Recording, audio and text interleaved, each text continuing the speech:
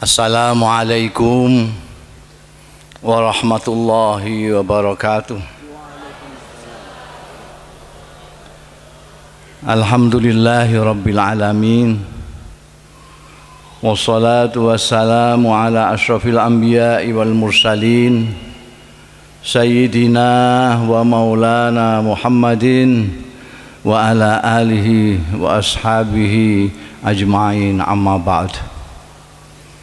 Hadaratil afadil, sadatil masyayikh wal asatidzah al aizza, yang terhormat dan yang saya hormati, Bapak yang mewakili Gubernur Jawa Tengah, Bapak yang mewakili Panglima Kodam, yang mewakili Kapolda, Bapak PLT Kanwil Jawa Tengah, pendek kata semua penjabat yang hadir lah, baik sipil, TNI maupun Polri. Yang saya cintai saudaraku Dr. Nur Ahmad, pimpinan dan para pengurus pengelola Masjid Agung Jawa Tengah, pimpinan Nahdlatul Ulama Semarang, Suryatan wa Tanfidiyatan, para sesepuh, bini sepuh, ibu-ibu, bapak-bapak, teristimewa adik-adikku, remaja Masjid Agung Jawa Tengah yang saya cintai. Hadirin hadirat rahimakumullah. Pertama-tama saya harus memanjatkan puji syukur kehadirat Allah Subhanahu wa taala yang malam ini telah memperkenankan saya untuk sowan di Masjid Agung ini dalam rangka menghormati tahun baru Hijriah Muharraman. Mudah-mudahan perjumpaan kita di majelis yang baik dengan niat yang baik dalam rangka yang baik ini mendapat ridho dari Allah Ta'ala, barokah, manfaat fid dunya wal akhirah.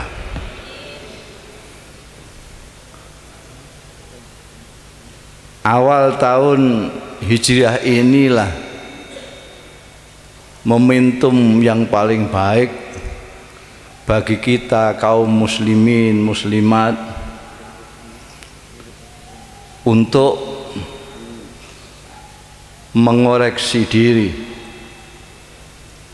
ngrayangi awake dhewe, ngrayangi awake wong diamuk ngono, mengoreksi, meninjau kembali. Saya khawatir karena kita itu sehari-hari dalam setahun terlalu sibuk, meskipun kita sendiri kadang-kadang tidak tahu kita itu sibuk apa. Yang dari barat ke timur, yang dari timur ke barat, yang dari selatan ke utara, yang ke utara ke selatan, sibuk yang enggak jelas. Sekarang saatnya kita itu bicara dengan diri kita sendiri.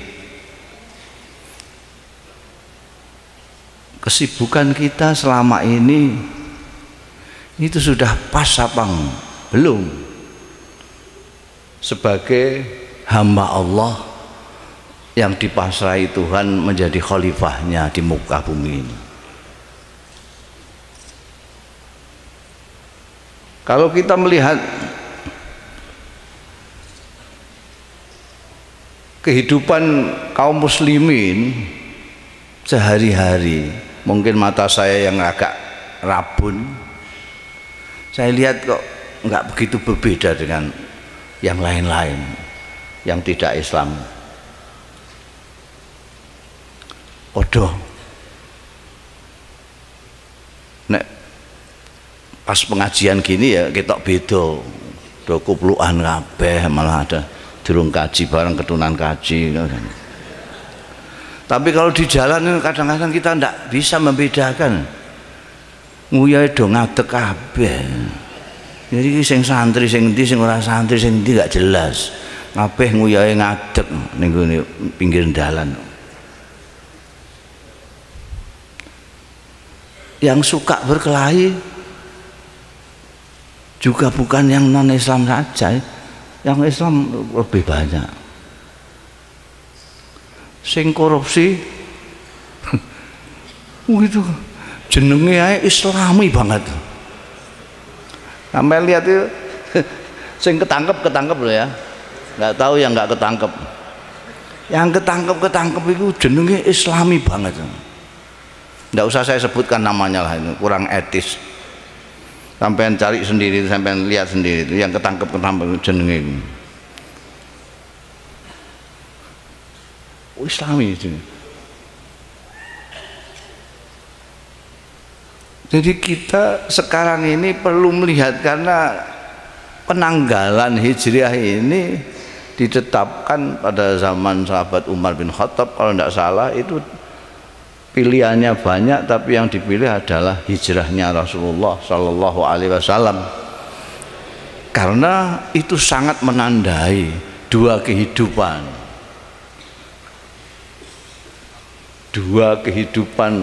Pertama, kehidupan di Mekah yang dipenuhi dengan kejahilian, dan di Madinah.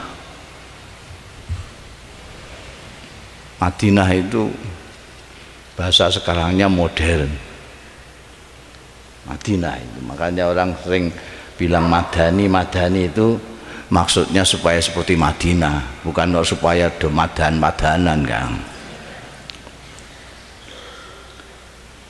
Jadi makanya sekarang tidak ada hijrah lagi, yang ada adalah pengertian makna dari hijrah itu. Dari tempat, dari sesuatu, dari pijakan satu ke pijakan lain yang lebih baik. Lah untuk pindah hijrah dari yang tidak baik ke yang baik itu, atau dari sekarang ke nanti, atau dari hari ini ke besok, itu kita memerlukan meninjau kita ini kemarin apa, selama ini kita itu ngapain. Kalau sudah baik, ngapain hijrah gitu. Kalau kita selama ini merasa sudah baik, bos rasa hijrah yang dindi sapi yuk. Kecuali kalau kita merasa kurang baik, baru kita hijrah ke tempat yang lebih baik. Nah, sekarang kita lihat kita ini selama ini baik apa enggak, kan begitu. Supaya kita bisa berhijrah ke tempat yang lebih baik daripada yang kita rasakan sekarang.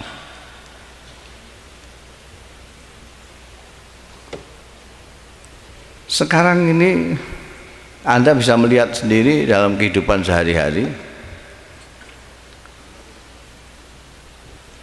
Tadi sudah saya kasihkan contoh, orang Islam hampir tidak sama dengan orang lain. Bahkan kalau kita melihat kondisi di Indonesia yang konon kabarnya ini mayoritas umat Islam, ini lebih memprihatinkan lagi. Saya ingin cocok-cocokkan dengan sampean semua ini. Kita sebagai sesama orang Islam ini, kita ini di dalam setahun misalnya, kira-kira baca Qurannya itu seberapa? Katam ping piro? Atau jangan-jangan pertanyaannya saya terlalu muluk. Jadi tanyaannya, kita semua ini sudah baca Quran semua apa enggak? Ada yang sebagian tidak baca Quran, atau sebagian kecil tidak baca Quran, atau sebagian besar tidak membaca Quran, atau kebanyakan baca Qurannya pendak Ramadan. Ini ada jawaban iya, ini jujur sekali. Bahkan sebelum habis Ramadannya, Quran sudah dicarikan tempat untuk beristirahat dengan tenang di atas almari itu. Nanti bulan Sa'ban atau Ruwah mulai gajeki aku duwe Quran iku ning ndi untuk tadarusan pada waktu Ramadan. Itu pun bacanya itu nyaingi bis malam, ngewebutnya itu. Karena pamrihnya itu 1 bulan Ramadan itu bisa khatam minimal 3 kali. Padahal dulu ulama-ulama banyak yang khatamnya 50 tahun. Di samping yang sehari khatam juga ada, tapi yang banyak ada yang 50 tahun. Kita itu maunya 1 bulan khatam 3 kali. Ya dengan cara itu, sistem bis malam itu. Sampai huruf-hurufnya ketelan semua. Nggak jelas, orang yang dengarkan saja nggak jelas apa yang dibaca. Saya sudah pernah mengusulkan MUI, ini ada MUI enggak ini? MUI ya, itu saya pernah usulkan, mungkin suara saya kurang keras jadi enggak didengarkan. Ini kan usumnya survei, musimnya apa namanya istilahnya, liain survei, penelitian, dan hebat itu. Survei sekarang itu tahu, pilkada masih belum, sudah tahu siapa yang akan menang. Itu kan hebat banget itu. Lah, mbok sekarang MUI itu timbangannya ngurusi label halal tok ae. Penggawean nopo itu?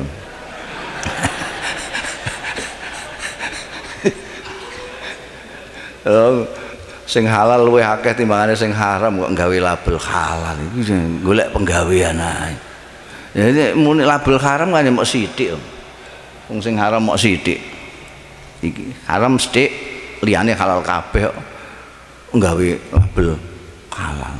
Men golek penggawean.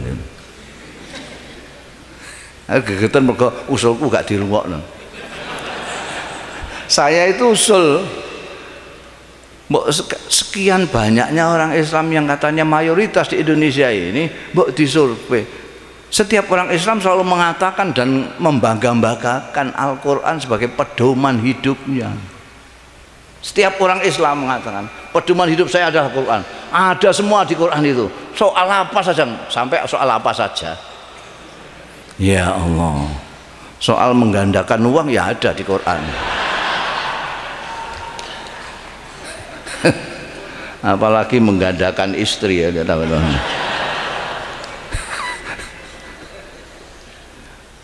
tapi tidak pernah disurvei. Coba diteliti ya, diteliti sekian banyaknya umat Islam yang mengaku berpedoman Al-Quran itu, berapa persen yang membaca Al-Quran? 20% misalnya, kita dapat angka 20%. Sekarang terusnya 20% itu berapa persen dari 20% itu yang mengerti maknanya Al-Quran? Sudah ini? Belum. Kalau sudah misalnya dapat 5%, kita tanya lagi dalam kuesionernya itu, dari 5% ini berapa persen yang mengamalkan Al-Quran? Saya yakin kalau itu dilakukan dan kita mendapatkan hasil yang valid, itu bisa untuk menyelesaikan seluruh persoalan di Indonesia ini. Keyakinan saya sangat tebal karena mayoritas umat Islam ini di Indonesia ini mayoritas umat Islam. Jadi kalau ada koruptor ya orang Islam. Nah yang akeh dhewe yo copet yo Islam. Begenggek yo Islam. Nanti kalau kita sudah berhasil itu. Oh, 20% yang baca Quran ini hanya 20%. Makanya oh, yang ngerti maknanya cuma 2%. Oh, yang ngamalkan tidak ada. Ya mesti saja begini. Nanti ini semua bisa, misalnya untuk bahan yang menyusun kurikulum, silabus, pendidikan dan segala macam. Ini nanti untuk bahan macam-macam ini. Ini loh. Saya pernah mengusulkan pada waktu sensus itu, mau titip itu. Katanya sudah terlambat. Ya sekarang ini mumpung nanti ada sensor lagi, ada yang ingatkan ya. Ini penting sekali. Nah, enggak orang Islam ini mau ikut-ikutan cah. Orang sing kita gagah dieloni, kita serbane gudi melok, kita jenggote sak dodo melok. Itu elok-elokan itu berarti dia nggak punya pedoman. Quran sendiri tidak ditafsirkan secara massal, yang dimasalkan adalah terjemahan. Saya paling tidak cocok dengan Quran diterjemahkan itu. Pak PLT Kak Kanwil catat ini, beritahukan sama menterinya nanti. Sudah ada tapi saya tidak cocok, tetap tidak cocok. Kenapa? Quran tidak bisa diterjemahkan, terutama dalam bahasa Indonesia. Kalau diterjemahkan dalam bahasa Jawa masih mengkek-mengkek bahasa Jawa. Tapi kalau bahasanya bisa, bahasa itu nggak bisa. Di dalam bahasa Arab itu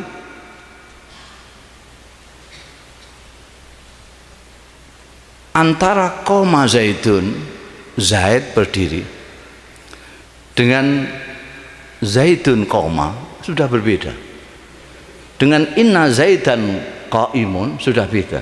Dengan inna zaidun koma sudah beda. Yaqumu zaidun sudah beda. Kana zaidun qaiman sudah beda. Kalau itu orang Indonesia yang terjemahkan, semuanya zaidun berdiri. Zaidun qaimun, Zaid berdiri. Zaidun koma, Zaid berdiri. Koma zaidun, Zaid berdiri. Inna zaidan qaimun, Zaid berdiri. Di Quran itu padahal ada yang tanpa inna dalam satu tarikan napas, ada yang tidak pakai inna, ada kemudian pakai inna, ada kemudian ditambahi lam, taukid. Wa inna ilaikum lamur salun. Masih ada lagi Rabbuna ya'lamu inna ilaikum lamur salun. Itu beda semua. Di terjemahan sama semua. Kami diutus kepada kalian, stok titik. Tidak bisa. Dan sekarang ini orang baca Quran terus fadribul a'naq. Wah, ini sikat ke lehernya orang kafir. Ini Qurannya bunyi begini tanpa ada keterangan-keterangan. Ini ayat ini turun sebab apa? Konteksnya apa? Jadi rancu. Ayat perang tidak ditafsirkan oleh mufassir awalnya, yaitu Rasulullah Sallallahu Alaihi Wasallam. Mubayyinnya pertama Rasulullah Sallallahu Alaihi Wasallam, tapi oleh akalnya sendiri, gara-gara dia ngerti terjemahan yang letterlek itu. Saya tahu letterlek karena saya baca itu. Tim yang menerjemahkan Quran Kementerian Agama itu sangat hati-hati, saking hati-hatinya, jadi harfiatan, tidak berani lebih daripada kata-kata, sehingga karena bangun kata Arab itu lain dengan bangun kata Indonesia, jadi orang Indonesia nggak mudeng, apalagi wong Arab. Ini perlu ada penelitian itu, betulnya di sekolah-sekolah, guru-guru agama, ini juga Pak LPLT yang bisa ngerti itu. Guru-guru agama itu yang diulang ning di sekolahan-sekolahan itu apa sih? Yang saya tahu itu dari anak-anak saya itu, dari pertanyaan-pertanyaannya itu, berapa syaratnya wudhu bangsana gitu, berapa rukunnya sholat, kalau jumlahnya sebenarnya ya lulus. Bocah sholat apa ora ndak urusan, pokoknya ngerti rukunnya sholat itu piro. Bocah wudhu cek ora urusan, pokoknya ini ngerti persis jumlahnya syaratnya wudhu semene. Ya kita lihat semua dari Al-Quran ini, kita bisa untuk tadi itu ngerayangi awake dhewe. Kita bisa dikembalikan kepada konsep awal. Sebab kita ini sekarang rancu. Sekarang coba bagaimana kita memandang Allah. Selama ini Allah kita pandang sebagai apa? Bu, cuma mantuk airnya apa? Sebagai apa? Kalau kita sholat selalu mengatakan Allahu Akbar,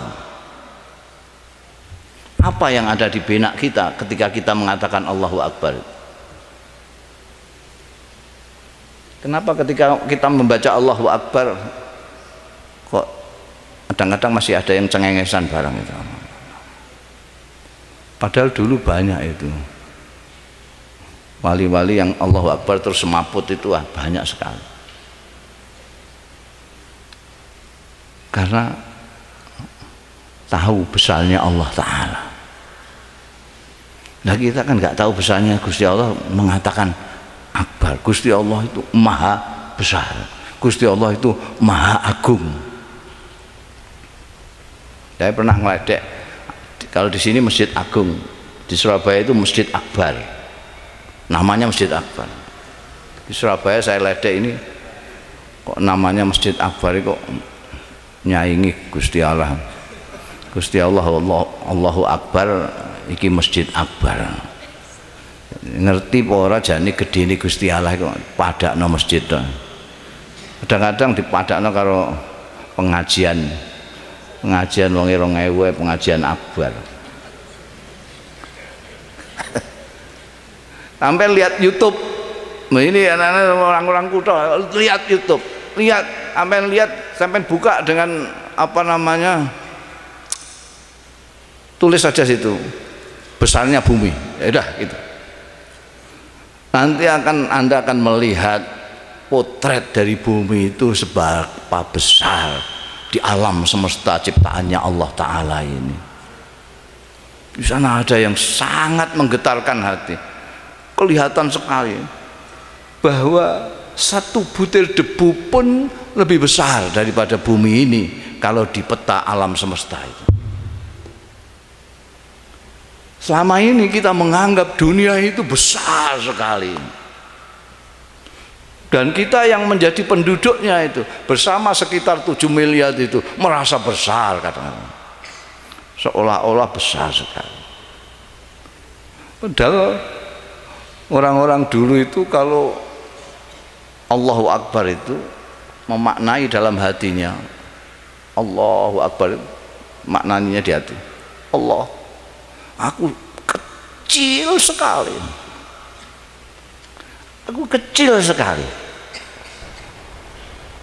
Saya selama ini kalau ngomong sama kawan-kawan itu saya kira-kira saja. Bumi ini kalau dibandingkan dengan segala macam penduduk-penduduk, makhluk-makhluk di alam semesta, planet, bintang-bintang, matahari dan lain sebagainya, itu saya selalu mengatakan tak kira-kira sak kacang hijau. Sak kacang hijau.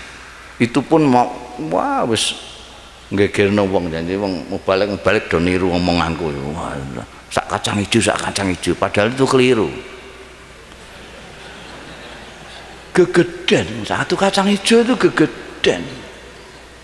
Kita itu tidak mendiami kacang hijau, mendiami paling besar itu sebutir debu.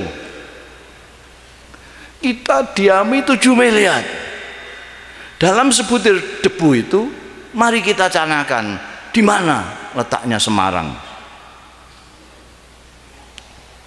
Jangankan Semarang, Jawa Tengah tidak kelihatan, Indonesia tidak kelihatan, Asia tidak kelihatan, tidak kelihatan. Alangkah dan alangkah kecilnya kita itu. Jadi saya ingin ketawa kalau ada orang sombong, ndase gede itu. Ini bagaimana? Orang tinggal di debu bersama 7 miliar saudaranya kemelete ini. Gusti Allah tidak mites dia itu sulit loh. Mites dia sulit. Mites yo sak debune sisan. Makanya kalau ada bencana, kalau ada bila itu ammatit taleh wassaleh. Semua kalau ada banjir itu tidak pilih-pilih. Oh ini rumahnya Kiai Menggo, enggak ada itu. Semua ammat taleh wassaleh. Yang kurang ajar maupun yang baik kena semua. Kenapa? Karena gandennya gegeden, yang akan diganden kecil. Ini gini ngeruyek, sampean kumpul dengan bajingan-bajingan di sini nih. Yang diganden maunya bajingan, tapi sampai nggak di situ. Ini angel tuh. Saya kena aja. Makanya lalu ada tradisi budaya amar ma'ruf nahi mungkar, supaya tidak ada bajingan, supaya tidak ada ganden yang keliru di kita. Kalau kita mau baik diri saya sendiri misalnya, situ ya terserah, geraji ndase ning neraka ya ben. Wah itu tidak bisa. Kita hidup bersama-sama. Nah, kalau kita bertolak dari Al-Qur'anul Karim kembali kepada pedoman kita, kita bisa melihat kembali dunia itu gedene sepiro, Gusti Allah gedene sepiro, lalu sikap kita seperti apa? Kok petentang-petenteng, kok malang kerik, rumah samu kowe sepiro? Cilik banget. Lebih cilik daripada yang cilik. Itu dengan badak saja umurnya itu panjang badak dengan kita itu. Kita punya umur 100 itu udah geger, udah masuk koran kok. Kita semakin lama semakin pendek cara berpikir kita karena kita merasa besar. Masa depan untuk kita ngaku cek ora, kita kalau bicara masa depan itu sampai ke masa tua kita tok.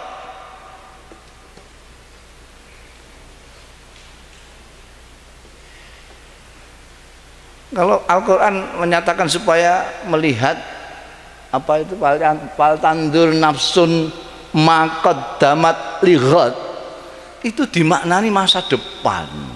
Jadi kita harus mempersiapkan anak kita untuk masa depannya, bagaimana dia bisa menjadi PNS yang gajinya banyak, atau sebagai dokter yang pasiennya banyak, atau jadi itu masa depan ya itu. Tidak kok sampai akhirat tidak ada.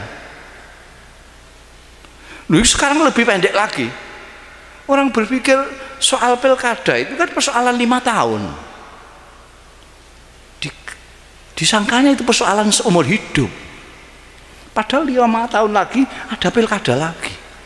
Dan orangnya ganti lagi mungkin. Umpama ada incumbent, itu ya paling 2 kali 3 kali, nanti akan selesai lagi. Tapi kita mikirnya itu, ketika kita mendukung ini, mendukung itu, pertentangannya itu seolah ini masalah sampai hari kiamat. Cuma 5 tahun, kita tidak bisa berpikir seperti itu. Ini kita baru melihat dari jangka waktu kehidupan kita. Sekarang kita melihat Allah Ta'ala itu apa. Sekarang banyak orang yang menganggap kalau dirinya marah itu berarti Gusti Allah marah. Itu lebih pengung lagi, bahasa Rembangnya pengung itu. Lu kalau dia ini muak mangkel berarti Gusti Allah mangkel. Jadi wong diamuki kabeh. Oh dia tidak seneng sama orang terus dimangkeli kabeh. Mangsane Gusti Allah ya mangkel soal. Oh jahanam kamu. Lah kok ngerti nek jahanam? Aku mangkel soal mbek kowe. Jadi Gusti Allah itu apa? Gusti Allah itu seperti apa? Apa seperti Panglima Kodam? Apa seperti Kapolda? Apa seperti ketua masjid ngono? Kayak apa? Apa kayak presiden? Ya nggak pernah berpikir ke sana. Gusti Allah itu. Gusti Allah itu mempunyai 9 nama, 99 nama yang kita ketahui. Sebetulnya masih ribuan lagi. Kalau Anda preteli satu persatu, kalau Anda hafal dan Anda lihat satu persatu asma-asma Allah itu, akan berubah cara kita memandang Allah, dan akan berubah juga pandangan kita kepada hamba-hambanya Allah. Ini berkaitan. Pandangan kita kepada Allah itu mempengaruhi pandangan kita terhadap hamba-hambanya Allah. Ada asma Allah itu yang paling banyak kita ketahui Ar-Rahman Ar-Rahim. Itu mungkin yang membuat kita itu saenake dhewe. Alah Ar-Rahman Ar-Rahim. Gusti Allah itu maha belas asih. Saakenan Gusti Allah itu. Emeh nyiksa aku ya saake lah. Wong aku wong cilik. Ning dunya wis rekoso mosok disiksa. Ora mungkin lah. Ar-Rahman Ar-Rahim. Ada yang nyekeli tok Gusti Allah itu sadidul iqab. Jadi orang itu ora tau guyu. Sadid Allah Gusti Allah. Siksanya luar biasa, sadidul iqab. Jadi nganten yang pade-pade orang guyu blas. Dijawil bojone sadidul iqab.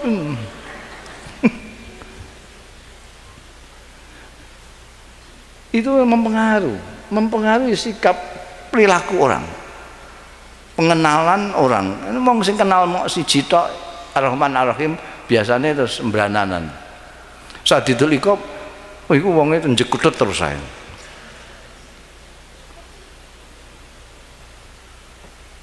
Ada yang nyekeli al-adlu saja. Wah, Gusti Allah itu kok tampil sekarang ini dengan asmanya Al-Adlu yang maha adil, wis bar kabeh awake dhewe ini. Bar. Karena adil itu ya meletakkan sesuatu pada tempatnya. Yang salah dihukum. Yang tidak salah tidak dihukum. Kalau ada yang tidak salah dihukum, salah tidak dihukum, mesti ada persoalan di situ. Mbah suap mesuap, mbah apa. Tapi kalau yang adil betul-betul, yang salah. Lah kalau yang salah dihukum, dihukumnya mau diketak sidik ngono, tak.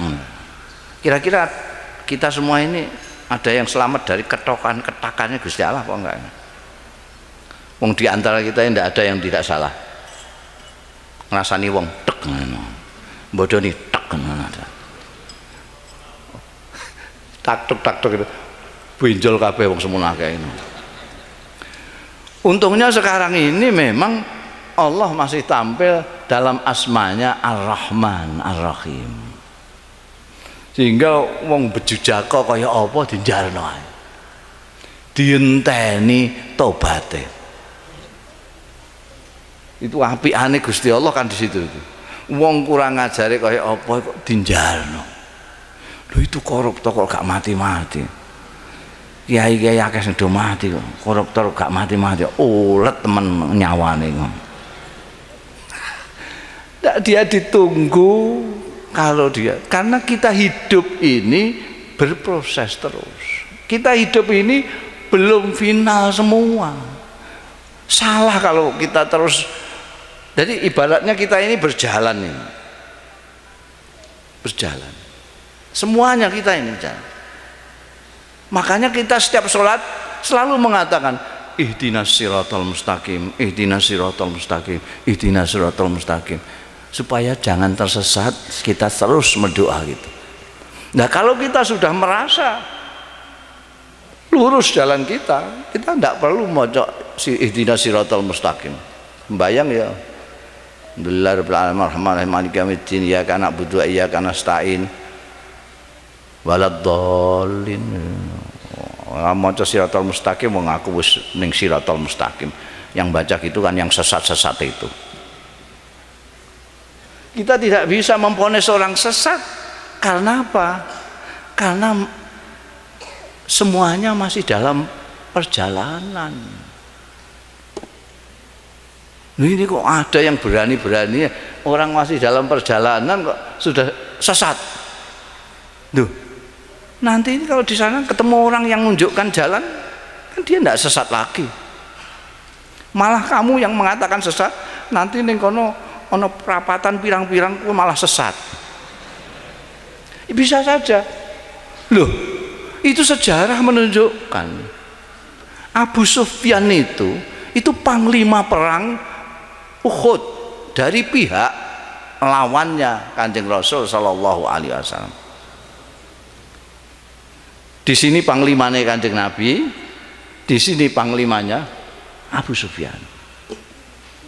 Di antara komandannya ada yang namanya Khalid bin Walid. Ini yang ngocar-ngacir pasukannya Kanjeng Nabi di Uhud karena pasukannya tidak disiplin. Desersi.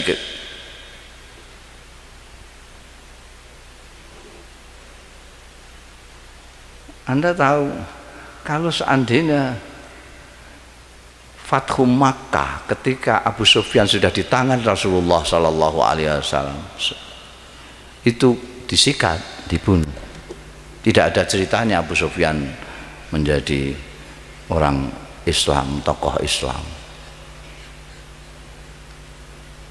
Khalid bin Walid yang ngocar-ngacir pasukan Islam di Uhud masuk Islam. Sebelumnya ada Umar bin Khattab yang akan membunuh orang Islam, akan membunuh Kanjeng Rasul sallallahu alaihi wasallam. Masuk Islam. Hindun, kenal Hindun? Hindun itu istrinya Abu Sufyan yang ngemah-ngemah jantungnya Sayyidina Hamzah di perang Uhud. Masuk Islam. Ikrimah, Anda kenal Ikrimah? Ikrimah itu anaknya Abu Jahal, ikut berperang bersama ayahnya melawan umat Islam, masuk Islam. Kita tidak tahu skenarionya Allah Subhanahu wa Ta'ala, rencananya Allah Ta'ala. Kita tidak boleh mendahuluinya dengan lalu memvonis orang yang masih di perjalanan, kamu ini ahli neraka. Tidak bisa.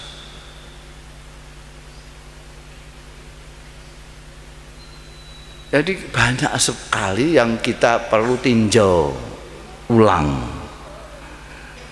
tentang manusia sebetulnya apa. Yang paling sekarang ini yang menjadi kisruhnya kita sekarang ini adalah soal dunyo dalam pengertian materi.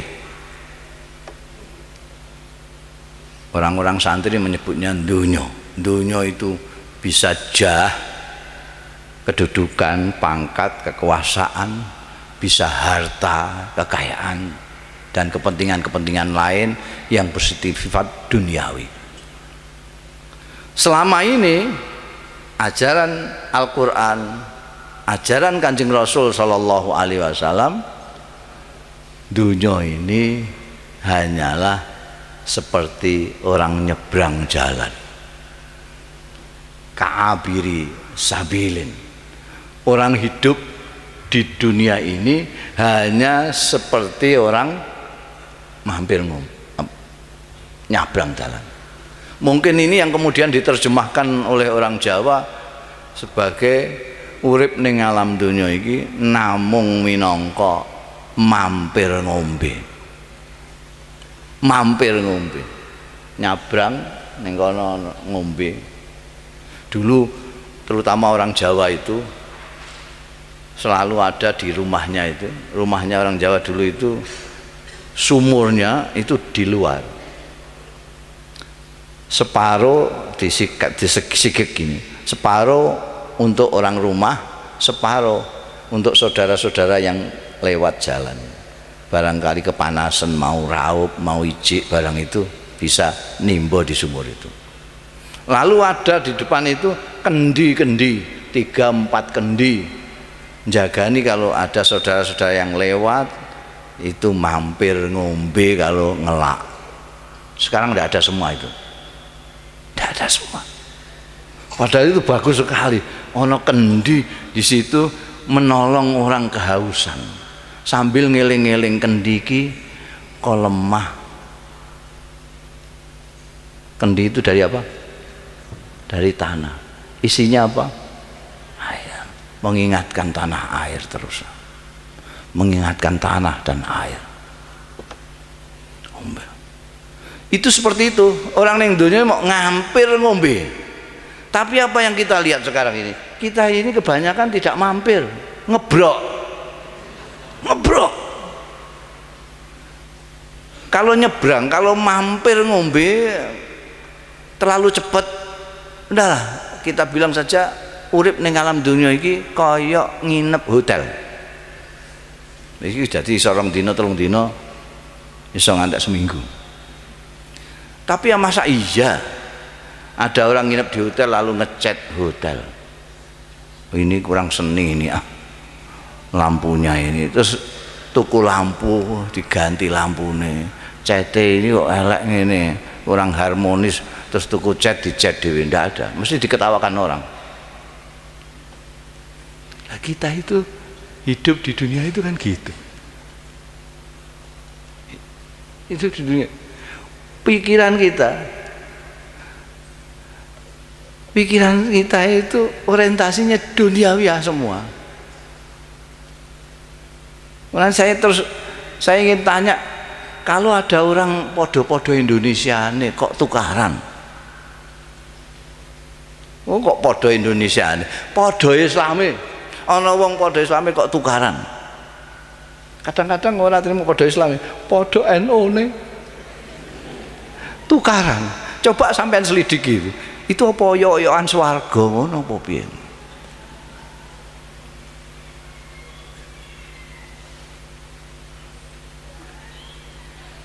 Mubalek jarang sekali yang baca dalil hubbud dunya ra'su kulli khati'atin.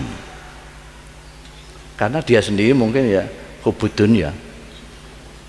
Gak berani mengatakan dalil hubbud dunya ra'su kulli khati'atin. Seneng dunia berlebih-lebihan itu adalah sumber dari segala kesalahan yang membawa orang kepada malapetaka. Seneng dunia berlebih-lebihan. Jenengan dahar itu sedina ping pinten? Kula terka itu hanya 3 kali sehari paling banyak. Malah ana sing ping 2 tok. Wong tuku beras tontonan. Ngantek nggo setahun lho, 2 tahun. Ngantek sak anak putune wis ditukokno beras kabeh. Lah sampeyan terus dikongkon urip cara Kanjeng Rasul sallallahu alaihi wasallam. Jarene sing paling apik dhewe iku mengikuti jejaknya Rasulullah sallallahu alaihi wasallam. Dan nek kula kandhani Kanjeng Rasul niku rezekine tek plung. Rezekine Kanjeng Nabi niku tek plung. Ora ana sing wani nglakoni. Teplung niku artine kaya manuk. Dipangan saiki ya digoleki saiki. Seesuk ya digoleki seesuk. Apa ana wong saiki sing wani ngoten. Belas kiai ini rawan.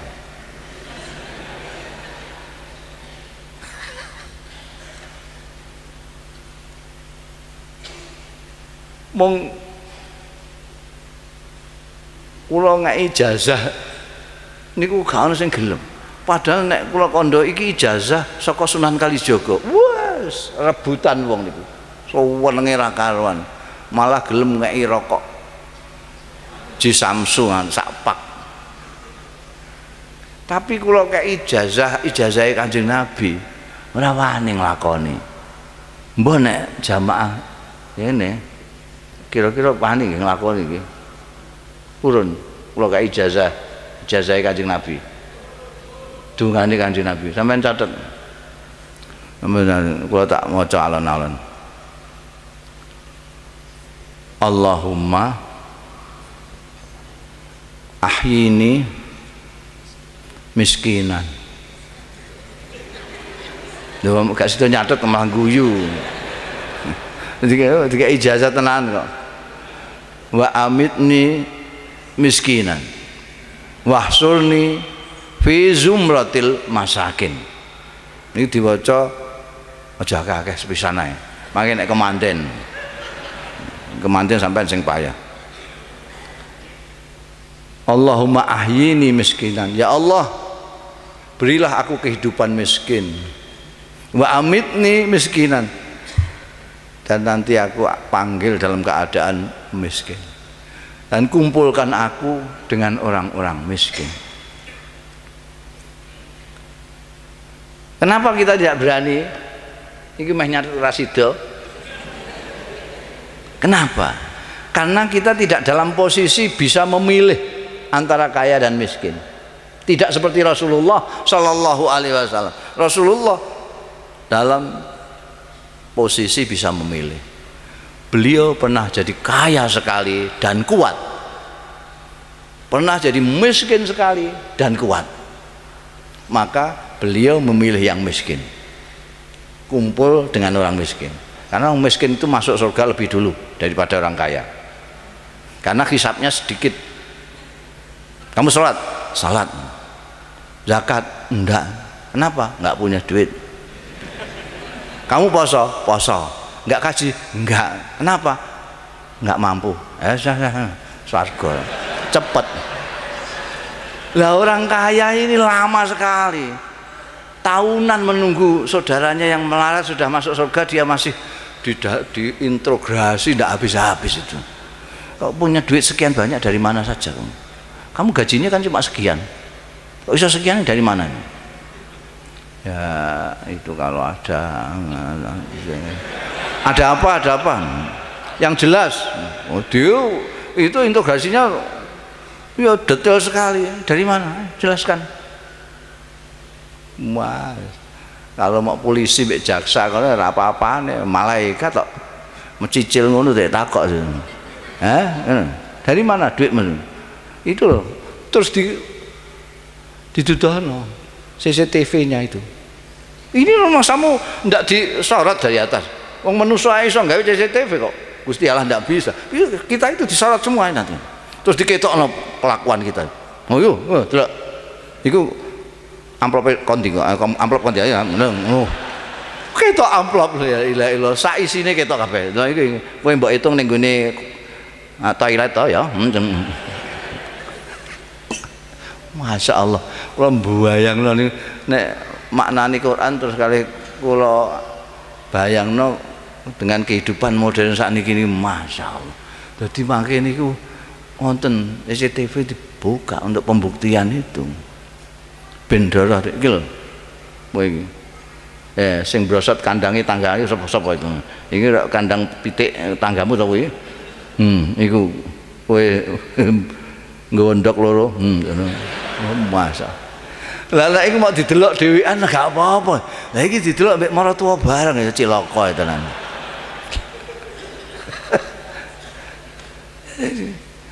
Kanjeng Nabi pernah kaya dan kuat, pernah miskin kuat. Jadi beliau dalam posisi bisa memilih, saya milih miskin saja, mlebu swargane cepat. Lah kita ini tidak dalam posisi itu, kita kaya ndak kuat, melarat kepeksa. Jadi ndak bisa milih. Tapi minimal kita ndak usah berlebih-lebihan lah. Ajarannya Kanjeng Nabi itu seperti itu kok, ka'abiri sabilin. Dunia ini hanya untuk sarana kehidupan yang lebih abadi nanti. Jadi jenengan niku nyambut gawe nggih monggo, tapi kudu diatur niate. Niate aku nyambut gawe menika angge ngongkosi keluarga ben saged tenang ibadahe. Apa itu teh? Aja kok terus ben sugih, ben anu, ngetutno sugih niku sampean mboten sugih-sugih. Mboten iso sugih sampean niku. Sugih niku wong bahasa Arabe ghaniyun. Kosok wangsule fakirun. Mulane Gusti Allah disebut Ghaniyul Hamid.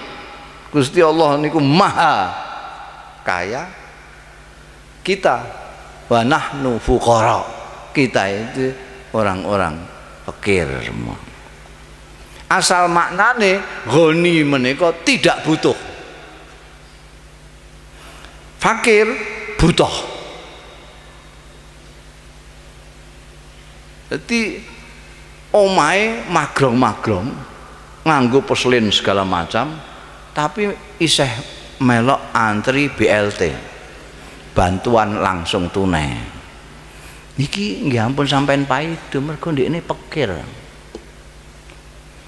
Mobile 7, omahe 4 kok isih korupsi. Ampun sampean guyu, niku pancen pikir. Mulane kula ngarani di Indonesia kathah wong pikir. Pikir. Sampeyan ora duwe apa-apa tapi ora butuh apa-apa, sugih sampean. Wah nek sugih, wah uripe alhamdulillah tok isine. Kula nggambarake kula niku gadah kanca petani. Namine Pak Jaya, alhamdulillah yarhampun. Kula seneng kadang-kadang seneng teng kene sawahe niku melok. Ya mbake nggarap sawah. Terus tengene Tegalan, tengene